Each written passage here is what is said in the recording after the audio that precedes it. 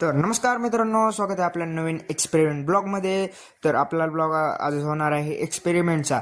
तर आपल्या एक्सपेरिमेंटच्या ब्लॉगमध्ये काय असं होणार आहे की आपल्याला एक एक्सपेरिमेंट करायचं आहे आणि त्यात एक्सप्लेनेशन करायचं आहे. तर चला बघूया. तर आपण घेतला आहे एक ग्लास, त्या ग्लासमध्ये आपण पाणी ओतून घेऊया.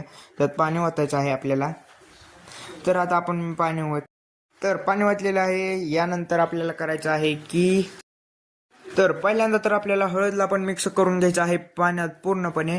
मग आपल्याला घ्यायचं आहे वॉशिंग पावडर. वॉशिंग पावडर घ्यायची आहे आपल्याला, ग्लासमध्ये टाकून द्यायची आहे आणि ते टाकल्यानंतर मिक्स करून घ्यायचे आहे प्रॉपर. लगेच बघा कशी रिॲक्शन होते.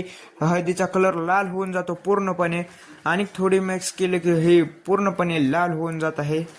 या हळदीच्या पाण्याचा कलर पूर्णपणे रक्तासारखा होत आहे आणि एकदा बघा ह्याची रिॲक्शन कशी बदलते.